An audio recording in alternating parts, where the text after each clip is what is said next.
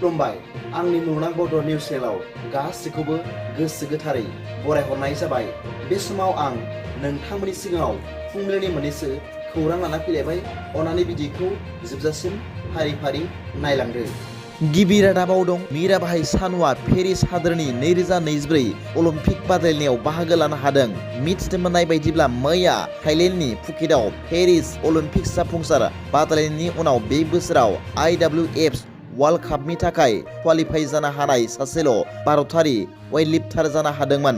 बिथाङा 29 बोसोर बैसोनि टकिअ अलिम्पिक्सनि सिलभार मेडेल देरहागिरि चानुआ मैया थाइलेन्डनि फुकेटआव फिटनेसआव 81 किल'ग्राम आरो क्लीन एन्ड जार्कआव 103 किल'ग्राम IWF वर्ल्ड कापआव गासै 184 किल'ग्राम दैखांदोंमोन। बे बोसोराव पेरिस अलिम्पिक्सनि थाखाय क्वालिफाइ खालामनो हानाय सासेल' भारतारि वेटलिफ्टार जानो हादोंमोन।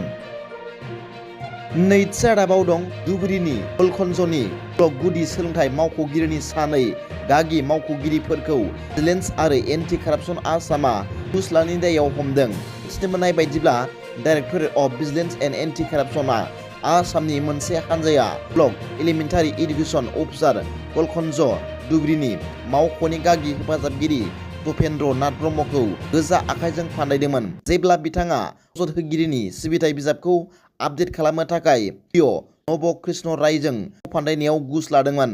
बे ट्रेप अपारेशनावनो धुबुरी जिल्लानि गोलखनज ब्लक गुदि सोलोंथाइ मावख'गिरि नब कृष्ण रायखौबो सिनियर एसिस्टेन्टजों फाव फान्दायनायाव घुस बिनायनि थाखाय हमनाय जादों। उनाव हानजाया क'क्राझार सोहोराव थानाय नब कृष्ण रायनि न'आव सिग्रोमदोंमोन।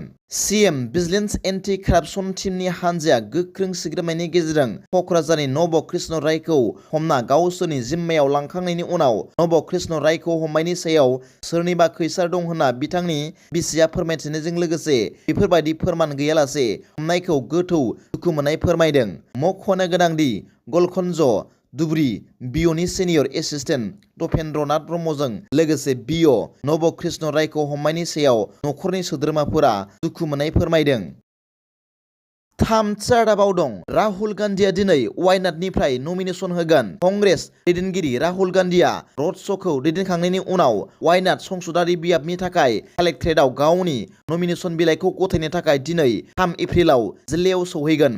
जानो गोनां सरासनस्रा बिसायख'थिनि थाखाय फोसावदिंनाया गोख्रोङै सोलिगासिनो मानोना राजखान्थियारि दोलोफोर आरो सुबुंफोरा बिसायख'थिनि थाखाय साखाफारा जाबाय। मख'नो गोनांदि मैया मंगलबाराव गाहाय मन्त्रि मदिआ उत्तराखन्डनि रुद्रपुर आरो राजस्थाननि कठपुतलियाव रायजोआरि रेलिफोर खुंदोंमोन। राहुल गान्धीनि बिबुंथिनि थाखाय गोख्रोङै गाग्लोबनानै बुंदोंमोन दि जुदि बिथाङा थामथि समगान्थि मोनोब्ला हादोराव दावराव दावसि जागोन आरो सुबुंफोरखौ कंग्रेसखौ जेरावबो जोबस्रांनो खावलायदोंमोन। गाहाय मन्थ्रिया बुंदोंमोन दि बिथांखौ अनागारिफोरा हुमखि होदों आरो गाज्रि बाहायगासिनो दं नाथाय बिथांनि फिन बिसायख'थिनि उनाव जाख्ल'नायनि बेरेखायै आरोबाव गिदिर राहा लानाय जागोन। ब्रैथि रादाबाव दं क'क्राझार लकसभानि थाखाय NDNनि बिजाथि जयन्त बसुमतारी बिथाङा 6 निफ्राय 7 लाख भट मोननानै देरहासार जागोनना रोखा जाबाय होननानै आसामनि केबिनेट मन्थ्रि मानाव गेदेर उरखावग्रा ब्रह्मआ मैया खौरांगिरिफोरनि सिगाङाव फोरमायदों।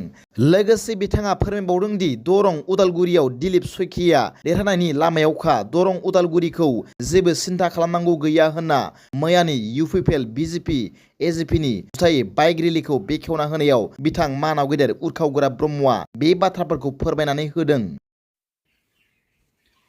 दिनैनि फुंबिलिनि मोननैसो खौरांफोरा दा बेखिनिल'मोन।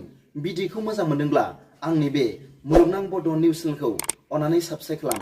जायफ्रा गोदानै नायदोंब्ला एसेनोसै, गोजोन्थों।